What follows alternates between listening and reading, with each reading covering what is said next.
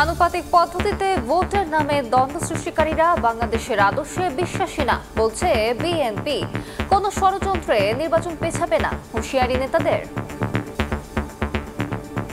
পিআরকে issue করে গণতন্ত্রের আকাঙ্ক্ষাতে যদি কেউ দ্বন্দ্ব সৃষ্টি করে আমি বলবো তারা বাংলাদেশের আদর্শে বিশ্বাস করে। 2 দিন আগের জনসভা থেকে আমরা পিআর সংখ্যালঘুদের যে কথা বলা হচ্ছে এটাকে আমরা মনে করি একটা ষড়যন্ত্র, নির্বাচনকে ব্যাহত করা, নির্বাচনকে বিলম্বিত করা।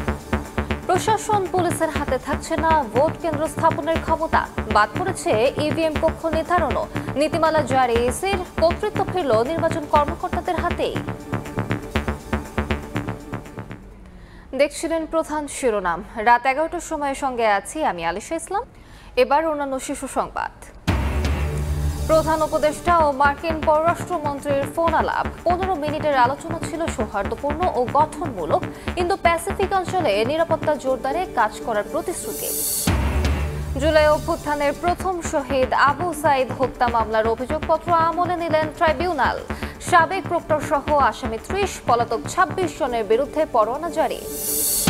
কাজে ফিরলেন এনবিআর কর্মকর্তারা। বন্দরে বন্দরে কর্মচাঞ্চল্য। স্থবিরতা কাটতে আরও সময় লাগবে। রাজস্ব আহরণ লক্ষ্যমাত্রা চেয়ে এখনো পিছিয়ে 1 লাখ কোটি টাকা। ভরা মৌসুমে চাল নিয়ে চালবাজি। ঢাকার বাজারে কেজিতে 10 টাকা পর্যন্ত বেড়েছে দাম। বেশি বিপাকে নিম্ন মধ্যবিত্ত। যৌক্তিক কারণ জানেন না ব্যবসায়ীরা। এবং একদিনে সর্বোচ্চ 429 জন ডেঙ্গু শনাক্ত। আক্রান্ত ছাড়ালো 10,000। আইসিইউর অভাবে বরগুনায় বাড়ছে মৃত্যু। সংকটাপন্নদের পাঠানো হচ্ছে বরিশালে। পথে পথে মারা যাচ্ছেন অনেকে। পিআর পদ্ধতিকে ইস্যু করে যারা দ্বন্দ্ব তৈরি করছে তারা বাংলাদেশের আদর্শে বিশ্বাস করে না, এমন মন্তব্য করেছেন বিএনপি স্থায়ী কমিটির সদস্য ডক্টর মঈন খান। আনুপাতিক পদ্ধতিতে ভোটের দাবিতে নির্বাচন পেছানোর ষড়যন্ত্র দেখছে দলটি। এদিকে চীন সফর নিয়ে সংবাদ সম্মেলনে বিএনপি মহাসচিব মির্জা ফখরুল ইসলাম আলমগীর বলেছেন, নির্বাচিত সরকারের সঙ্গে কাজ করতে মুখিয়ে আছে বেইজিং। সোমবার সকালে রাজধানীর ডিপ্লোমা ইঞ্জিনিয়ার্স ইনস্টিটিউশনে সাধারণ সভার আয়োজন করে জাতীয়তাবাদী উলামা দল। এতে অতিথি হিসেবে যোগ দেন বিএনপির কেন্দ্রীয় নেতারা। সভায় বিএনপির যুগ্ম মহাসচিব শহীদউদ্দিন চৌধুরী অ্যানি বলেন, পিআর পদ্ধতিতে নির্বাচনের দাবির পেছনে ষড়যন্ত্র আছে। আজকে যদি পিআর পদ্ধতির কোনো এই ধরনের কথাবার্তার মাধ্যমে কেউ সুযোগ পায়, সেখানে ফ্যাসিস্ট সেই সুযোগটা সর্বপ্রথম পাবে। এই সুযোগ বাংলাদেশের মানুষ দিতে চায় না, দিবে না। লন্ডন বৈঠকের সফলতা ভেস্তে দেওয়ার ষড়যন্ত্র হিসেবে পিআর পদ্ধতি এবং স্থানীয় সরকার নির্বাচনের দাবি জানানো হচ্ছে বলে মন্তব্য করেন বিএনপি চেয়ারপারসনের উপদেষ্টা জয়নুল আবেদিন ফারুক। তারেক রহমানের সাথে একটি বৈঠকে আমরা যে আলো, যে দিশা, যে প্রত্যাশা আমরা পেয়েছি তাকে লুণ্ঠন করার জন্য একটা শক্তি বাংলাদেশে আমাদের বিরুদ্ধে কথা বলেন। এবং জাতীয় সংসদ নির্বাচনের আগে আপনারা ইউনিয়ন নির্বাচন চাবেন, এটা আপনাদের কাছে আমরা অন্তত আশা করি। পিআর পদ্ধতিতে জনপ্রতিনিধি কে হবেন তা নিয়ে জনগণ অন্ধকারে থাকবে মন্তব্য করে বিএনপি স্থায়ী কমিটির সদস্য মঈন খান বলেন, এটি ইস্যু করে যারা দ্বন্দ্ব তৈরি করছে তারা বাংলাদেশের আদর্শে বিশ্বাস করে না। আজকে কেন এই দ্বন্দ্ব? প্রশ্ন এসেছে পিআর নিয়ে।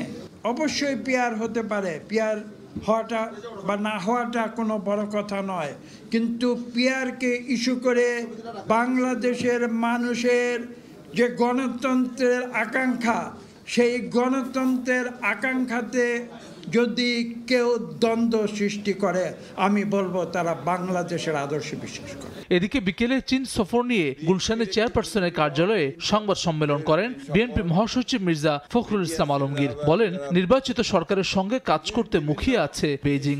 পলিসি ব্যুরোর সদস্য শ্রী লং হং সিং আমাদের ভারপ্রাপ্ত চেয়ারম্যান জনাব তারেক রহমানকে চীন সফরের আমন্ত্রণ জানিয়েছেন এবং দ্রুতই একটি নির্বাচিত সরকারের সাথে নতুনভাবে কার্যক্রম শুরুর ব্যাপারে চীনের পক্ষ থেকে আশাবাদ ব্যক্ত করে ঐকান্তিকতার সঙ্গে তারা এই বিষয়টির উপর কাজ করছেন এবং মিয়ানমার গভর্নমেন্টকে তারা রাজি করার চেষ্টা করছেন যে খুব দ্রুত এই এক্সপেক্টেশনটা খাওয়া যায়।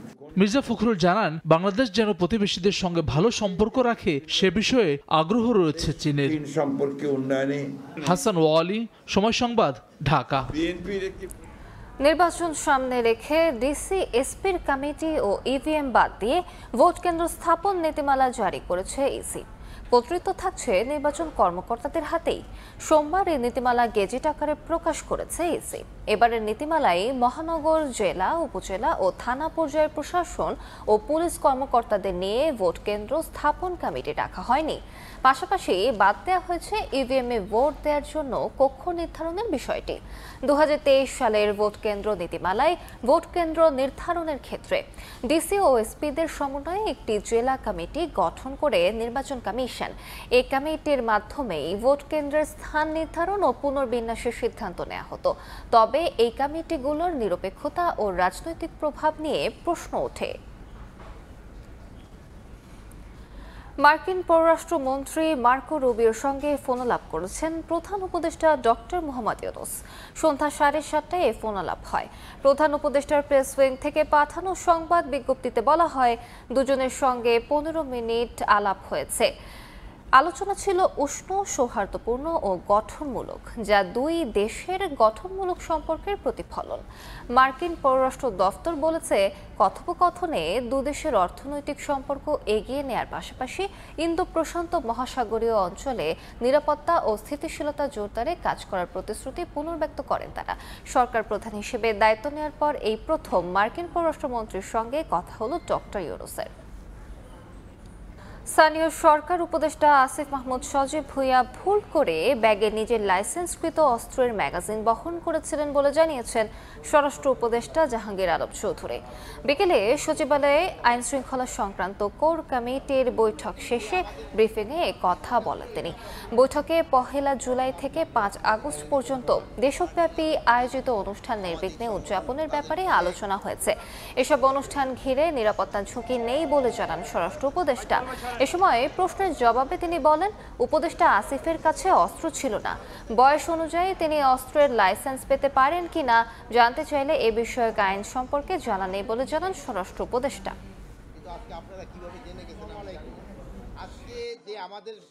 এটা কিন্তু AK-47 না, এটা তারই একটা লাইসেন্সকৃত হাতিয়ার, পিস্তলের একটা ম্যাগজিন যে থাকে, একটা খালি ম্যাগজিনটা, ওইটা ভুলে ওনার ইসে রয়ে গেছিল। ওইটা এটা একটা মানে জাস্ট একটা ভুল। যেহেতু এটা নিয়ে তো বাইরা ওনার যদি জানতে পারতো আগে, তো উনি কোনো অবস্থায় এটা নিতেন না। বৈধ লাইসেন্সের ক্ষেত্রে 30 বছর আছে না কিরকম, আমি যেহেতু এই আইনটা পুরোটা দেখি না, এই ব্যাপারে আমি কিছু বলতে পারবো। প্রিভিলেজটা যেন কারো ক্ষেত্রে না হয়, সবার ক্ষেত্রে যেন আইনটা একইভাবে প্রয়োগ করে, এই জন্য বলা হয়েছে। সব কর্মসূচি প্রত্যাহার করে কাজে ফিরেছেন এনবিআর কর্মকর্তা কর্মচারীরা।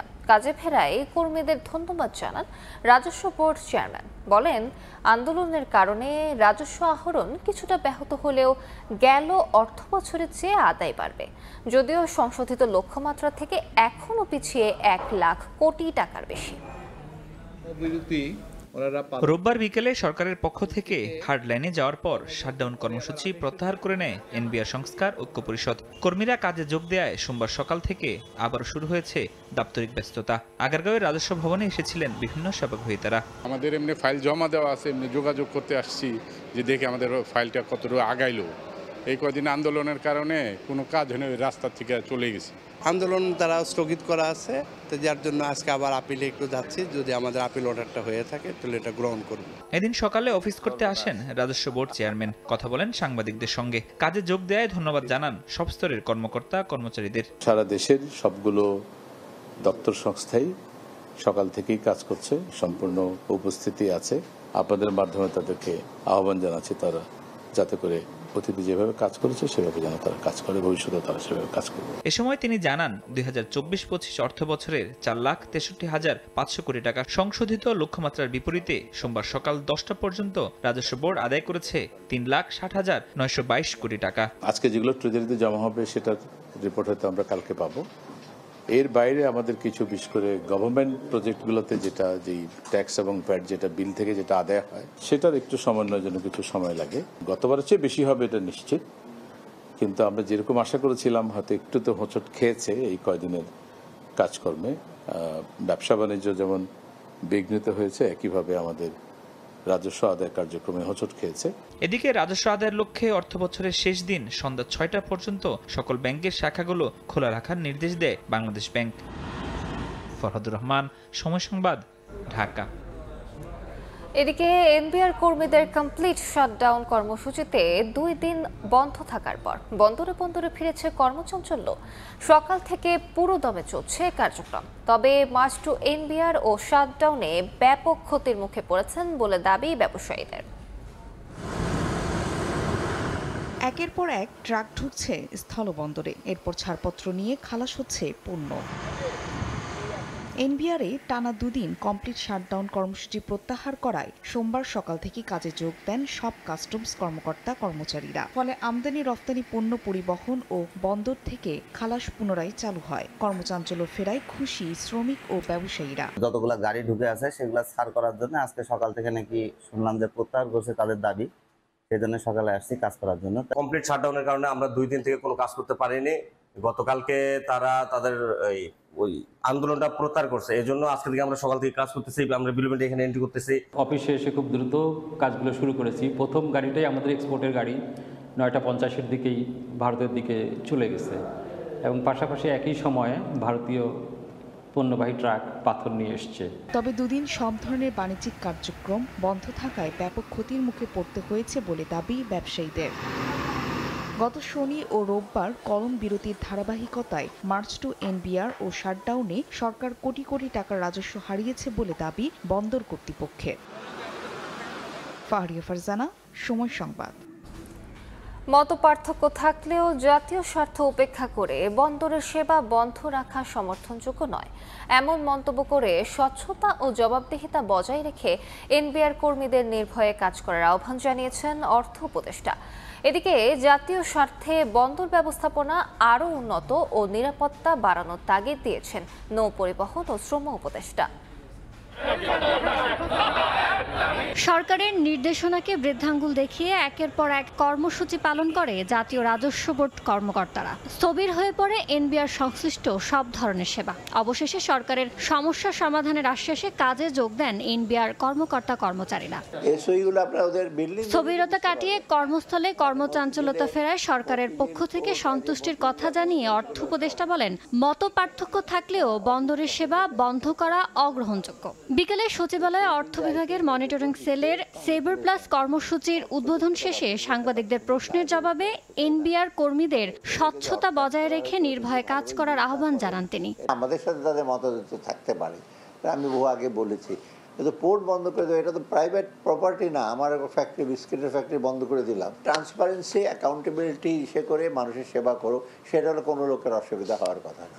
এদিকে জাতীয় স্বার্থে বন্দর স্থাপনা আরও উন্নত ও নিরাপত্তা বাড়ানোর তাগিদ দিয়েছেন নৌ পরিবহন ও শ্রম উপদেষ্টা। এদিন স্থলবন্দর কর্তৃপক্ষের 24তম প্রতিষ্ঠা বার্ষিকী আয়োজনে উপদেষ্টা বলেন, স্থলবন্দর আন্তঃসীমা নিরাপত্তার ঘাটতি রয়েছে। এরপর যারা বন্দর পরিচালনা করবেন, আপনাদের ভিতরে যদি অনেস্টি, আপনাদের প্রতি যদি দেশের প্রতি মায়া না থাকে, তাহলে এখানে আপনারা লোয়ার হ্যান্ডে থাকবেন, বাকিরা আপার হ্যান্ডে থাকবেন। ভূরাজনৈতিক সচেতনতা ও সক্ষমতার অভাবে উপযুক্ত সমীক্ষা ছাড়াই অনেক বন্দর নির্মাণ করা হয়েছে বলেও জানান নৌ উপদেষ্টা। বন্দর ওপেন করতে গেলে ইয়ানুর শিফাত, সময় সংবাদ, ঢাকা। অনিয়মের অভিযোগে আওয়ামী লীগ আমলে নেয়া 37টি সৌর বিদ্যুৎ কেন্দ্র নির্মাণ প্রকল্প বাতিল করেছে অন্তর্বর্তী সরকার, যেখানে $6 বিলিয়ন বেশি বিনিয়োগ করছে চীন, ভারত, সিঙ্গাপুর সহ 14টি দেশ। এরই মধ্যে ব্যয় হয়েছে $300 মিলিয়ন। এই অবস্থায় প্রকল্প বাতিল করায় সরকারের কাছে উদ্বেগ জানিয়েছে চীন, চেয়েছে শান্তিপূর্ণ সমাধানও। এই অবস্থায় রাজধানীতে এক অনুষ্ঠানে সরকারকে সিদ্ধান্ত পুনর্মূল্যায়নের পরামর্শ সিপিডির। জীবাশ্ম জ্বালানির ব্যবহার কমিয়ে নবায়নযোগ্য উৎসের পথে হাঁটছে বিশ্ব। বিদ্যুতের যোগান বাড়াতে দেশেও এই উদ্যোগ নেওয়া হলেও এখনও আসেনি কার্যকর পরিবর্তন। উল্টো নানা প্রশ্ন উঠছে। রাজনৈতিক বিবেচনা এবং অনিয়মের অভিযোগে বিগত আওয়ামী লীগ সরকারের আমলে নেয়া ৩,২87 মেগাওয়াটের বেশি সক্ষমতার ৩৭টি সৌর বিদ্যুৎ নির্মাণ প্রকল্প বাতিল করেছে অন্তর্বর্তী সরকার। ১৪টি দেশের অর্থায়নে এসব প্রকল্পের মধ্যে চীনের 4টি, সিঙ্গাপুরের 7টি এবং ভারত ও যুক্তরাষ্ট্রে রয়েছে একটি করে প্রকল্প। সোমবার রাজধানীর একটি হোটেলে সিপিডির অনুষ্ঠানে প্রকল্প বাতিলের সিদ্ধান্ত নিয়ে উদ্বেগ জানান চীনের বিনিয়োগকারীরা।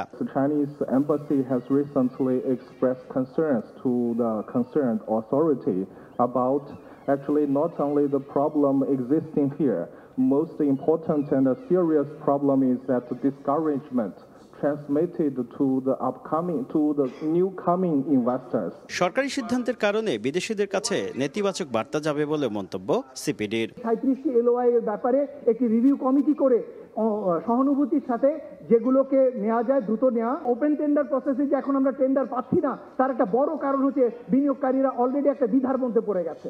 সুতরাং ওপেন টেন্ডার প্রসেসকেও যদি প্রমোট করতে হয় তাহলে ওই এলওআই গুলোর একটা শান্তিপূর্ণ সমাধান প্রয়োজন। অনুষ্ঠানে জানানো হয় এরই মধ্যে সৌর বিদ্যুৎ কেন্দ্র তৈরির জন্য জমি অধিগ্রহণ করেছে 15টি কোম্পানি। তারা যেটা বোঝাতে চেয়েছেন। শুভ খান, সময় সংবাদ, ঢাকা। চালের দামে ঊর্ধ্বগতিতে বিপাকে পড়েছেন রাজধানীর নিম্ন ও মধ্যবিত্তরা।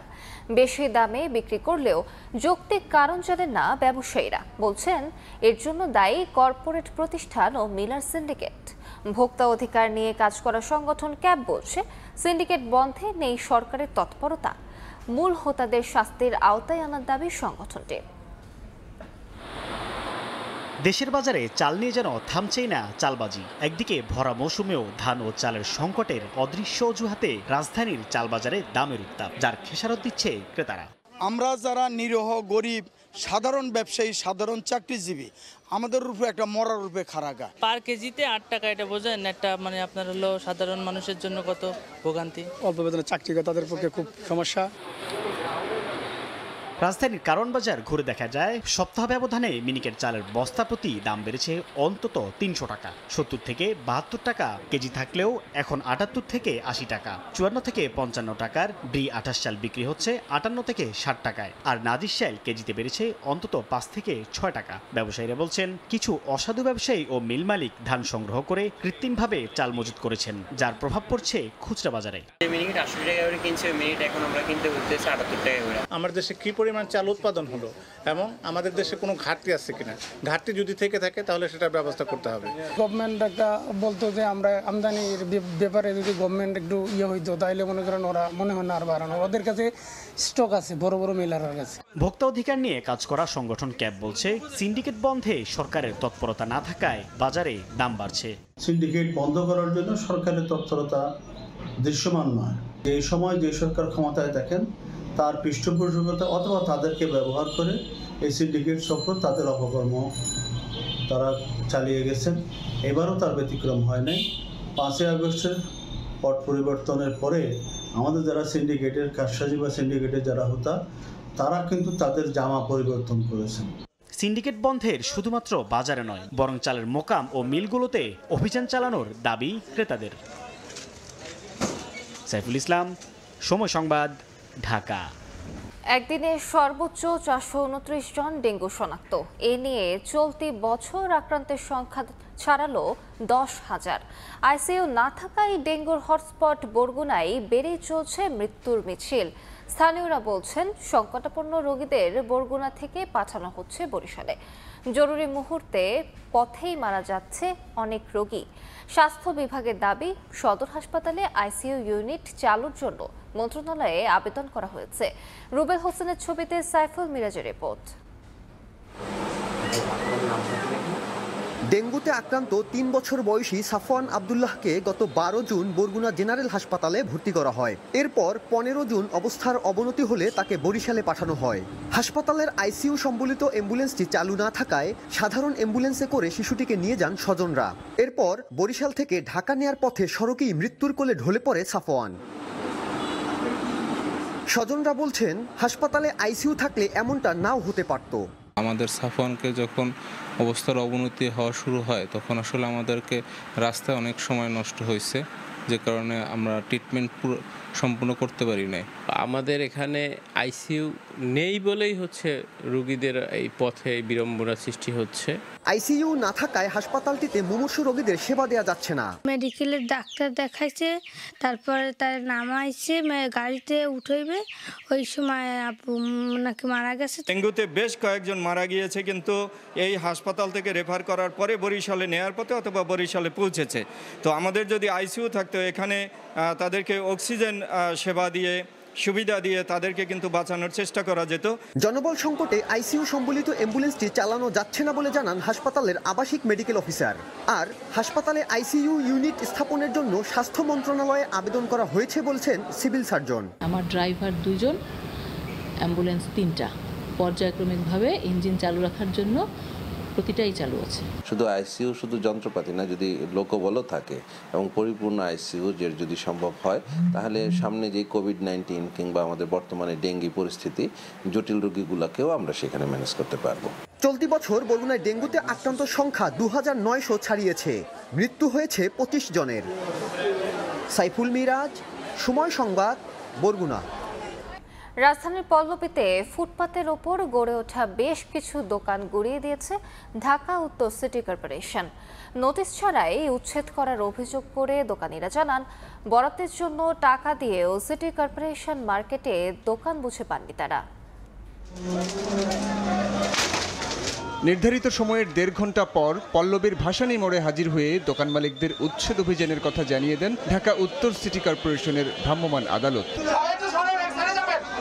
বিদ্যুৎ সংযোগ বিচ্ছিন্ন করার ফাঁকে মালামাল সরিয়ে নেওয়ার চেষ্টা করেন দোকান মালিকেরা। প্রথমে বাধা দিলেও পরে দ্রুত সরানোর নির্দেশ দেয় কর্পোরেশন। উচ্ছেদ শুরু হলে বেশ কিছু দোকান গুড়িয়ে দেওয়া হয়। দোকান মালিকদের অভিযোগ, বিনা নোটিশে ভাঙচুর করেছে সিটি কর্পোরেশন। ইলিগেল যা ছিল এর আগে সম্পূর্ণ ভাঙা হয়েছে। যদি এটা অবৈধ হইতো, প্রুফ হইতো, তাহলে আমি আমার দোকান নিজেই ভাঙিয়ে দিতাম। নোটিশ থাকলে তো আমরা নোটিশ দেখাইতাম যে আমাদের নোটিশ দিয়েছে, আমরা ভাঙে হঠাৎ করে। দোকানীদের দাবি, পাশেই সিটি কর্পোরেশনের নিজস্ব মার্কেটে দোকান বরাদ্দের কথা বলে তাদের কাছ থেকে টাকা নেওয়া হয়, কিন্তু দোকান বুঝে পাননি তারা, তাই নিরুপায় হয়ে ফুটপাতে দোকান বসিয়েছেন। আমাদের জন্য মার্কেট তৈরিও করছে, কিন্তু না দেওয়ার কারণ এটা হচ্ছে উন্নয়নের নামে উচ্ছেদ করে যত দোকান বিলীন হবে এই সমস্ত দোকানদারের ভাগ সিটি কর্পোরেশন আগে থেকে বিক্রি করছে। সিটি কর্পোরেশন আমাকে এই মার্কেট দিব, ওই যে মার্কেট করছে, মার্কেটে আমাকে বুঝাই দিব, এরপরে আমরা দাম বেঁধে মার্কেট। সিটি কর্পোরেশনকে অবশ্যই টাকা জমা দেওয়া আছে আমাদের। সিটি কর্পোরেশনের রাস্তায় নিবে আমাদের কোনো ইয়ে নেই, কিন্তু আমাদের মার্কেট বুঝে দিতে হবে। নির্বাহী ম্যাজিস্ট্রেট বলছেন, কর্পোরেশনের নিজস্ব জায়গায় অভিযান পরিচালনার জন্য নোটিশের দরকার হয় না। ফুটপাত যেহেতু এটা সরকারি জায়গা, অবৈধ জায়গা, এটা এইভাবে কোনো নোটিশ দিয়ে আসা হয় না। এটা এমনি আমাদের চলমান প্রক্রিয়া। কাগজপত্র দেখবো, ওনারা কাগজপত্রে যেটা দেখাচ্ছে, আমরা পজিশন দেখবো যে পজিশন আসলে কি পজিশন, দেখে তারপর আমরা যাচাই বাছাই। আমাদের তো সার্ভার রেকি করে গেছে, আমাদের তো সবকিছু রেকি করা আছে। এটা আমাদের সিটি কর্পোরেশনের যিনি সর্বোচ্চ গার্জিয়ান, তিনি এই বিষয়ে সিদ্ধান্ত দিতে পারবেন। অভিযান অব্যাহত থাকবে বলেও জানান নির্বাহী ম্যাজিস্ট্রেট। সাইফুল রুদ্র, সময় সংবাদ, ঢাকা।